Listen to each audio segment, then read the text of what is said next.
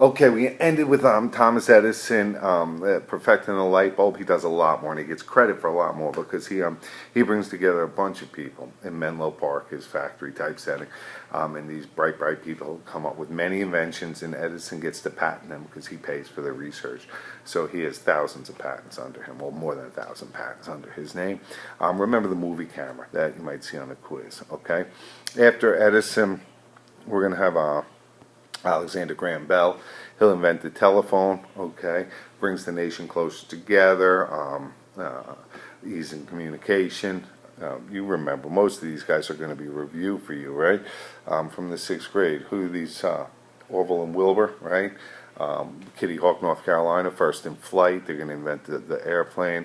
After them, we're going to have Henry Ford, and we're going to talk a lot more about Ford because he's got a big impact on the U.S., more than just the automobile, but his impact on society and culture because of the automobile we'll discuss quite a bit. All right, but he's going to bring in the conveyor belt assembly line that brings the auto to the worker who does the same job over and over and over. Okay, and that allows him to make a car, manufacture an automobile that even his workers can afford. Okay, after Henry Ford, we're going to come up with the really rich guys. Okay, the expansion of big business in the 19th and late 19th century produces several extremely wealthy individuals. All right, and depending on your position in society, these guys either are looked up at as captains of industry, or if you're the farmers, they see them as the robber barons. All right, and there's 4 that you have to remember and what they do.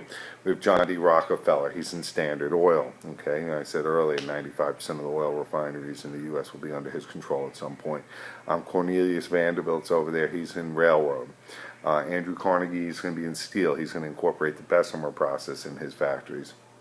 And then we have J.P. Morgan in finance and money. All right, Rockefeller will be our first billionaire.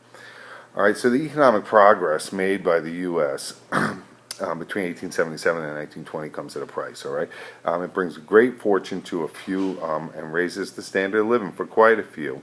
But we're going to see a big gap, and the gap between the rich, the real rich, and the poor is called disparity. That disparity is growing and growing, okay? Fewer and fewer people are controlling more and more of the wealth in the United States. We end up with factory workers working 6.5 days a week, all right, 10, 12 hours a day. No benefits, no job security, low pay so bad that the women and children have to go to work in America's factories and sweatshops, and they make even less for the same jobs in the same amount of time as men, all right? The cities grew up, like we said earlier, so rapidly, no one was there to make sure the infrastructure was well established, so they're overcrowded, they're filthy, they're violent, disease-ridden places, okay?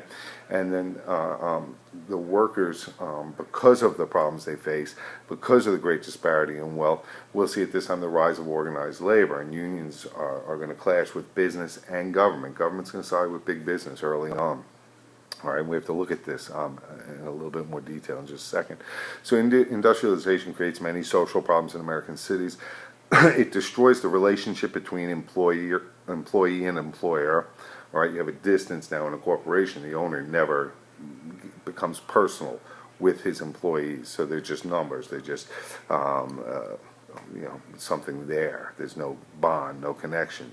So we have, again, the dangerous working conditions for miners, for railroad and factory workers, the use and abuse of child labor and women workers. We have some companies that force employees to live in company towns, buy their goods from company stores, so they rent their home from the company, they buy their groceries from the company, the supplies from the company. At the end of the month when they get paid, they don't have any money. They owe the company money. All right, so this is why these conditions lead to the late 1800s workers joining together to form labor unions.